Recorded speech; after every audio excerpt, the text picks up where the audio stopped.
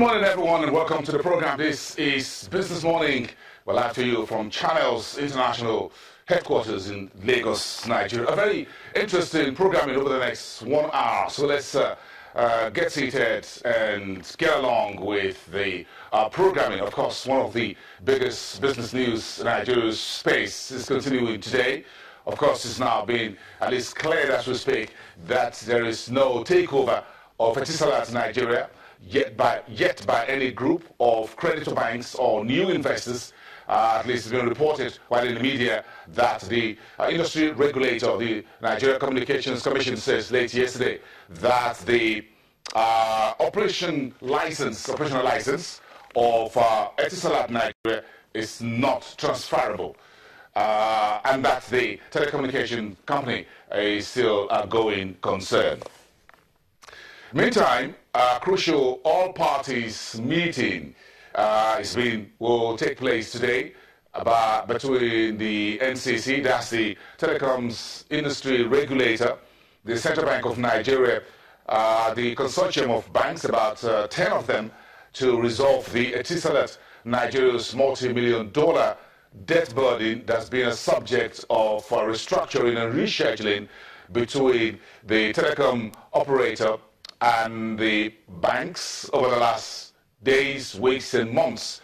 Now, things seem to have come to a head as a series of negotiations between the telecom company and the lenders seem to have deadlocked. Now, it's up to the regulators on both sides to sort things out. Meantime, yesterday, Etisalat Group in United Arab Emirates, of course in Abu Dhabi, says its warehouse is shares in Nigeria's Etisalat with United Capital Trustees Limited until 5 p.m. Nigerian time on Friday, June the 23rd, when decisions will be taken on how the Etisalat groups will be disposed in the Nigerian subsidiary. Meantime, a major shareholding restructuring, or what this means is that a major shareholding restructuring of Etisalat Nigeria may be announced today after the regulators, the NCC and the Central Bank, and all the parties meet together to resolve one of the most difficult problems in the banking industry and the telecommunications sector.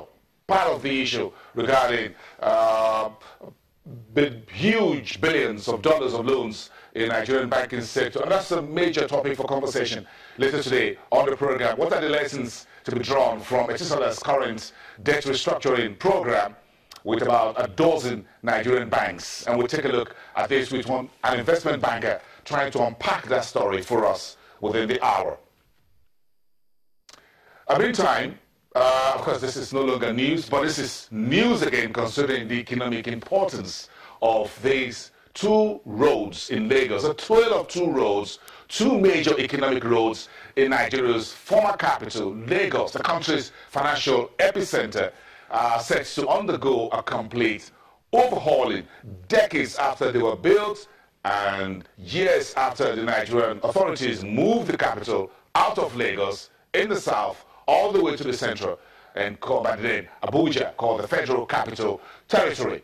The first is the Airport Road, what popularly called Airport Road in Lagos, but that's the road that leads to the Murtala Mohammed International Airport, Nigeria's premier airport.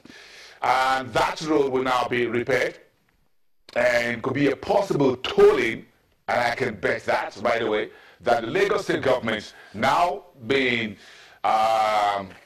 teed off to repair the road. And in case you're on social media, most likely you would have seen how the design will look like. It's going to be a double carriageway, all lit up, looking sweet and nice, befitting a federal capital and a road that leads to Nigeria's #1 international airport. We don't know how long this will take, but Lagos state government could start making some demolitions along that road. And of course, you expect, as usual, a traffic snarl a little bit and all that. So that's the first one. The second one is the Apapa Premier Airports. Now you got problems with these. We have the seaports and we have the airports. These two are the first and the major gateways into Nigeria, and they've been abandoned for decades. Now the Nigerian government seems to have woken up Now, Dangote Group and Flamis are said to will be handling the Apapa seaport ahead. That seaport, the roads around there could go under various state of closure for 12 months. Meantime, Nigeria's born billionaire and Africa's richest man, Aliko Dangote, says the economic cost of Apapa port will be about 20 billion naira every day. A simple math brings you to the doorstep of 140 billion naira every week. Multiply 140 billion by 52 weeks in a year, and that tells you how much we're losing. If we put that in our budget, 140 billion multiplied by 52. If anyone can do quick math there, put it in my email. Sorry, is it email? Social media. Put it on Twitter. How much that will be in naira terms. 140 multiplied by 52. I forgot to do that math before I got on air. But Aliko Dangote says it's very embarrassing for Nigeria to have such a seaport, and all the roads in and around it are in a terrible, embarrassing situation.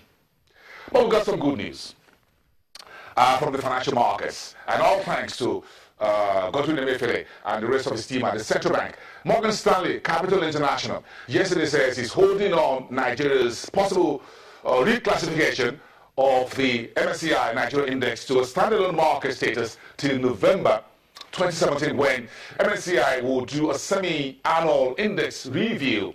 The news earlier was that this week MSCI will remove Nigeria from the Frontier Markets Index and place the country on a standalone basis, and it's very simple. The problem with forex illiquidity for investors in Nigeria, but fortunately, well, somehow, the Nigerian Central Bank on the 25th of April opened a new investors and exporters window that allows foreign investors to get out of the sales stocks and shares and bonds and whatever, and have an easy way to trade this money and get them out of Nigeria and come back or reinvest their dividends. Now, the MSCI says to date, investors seem to be cautiously optimistic on the effectiveness of this new I&E FX window, but still require more time to test it further. That's a quote from MSCI 6-page report, came out yesterday.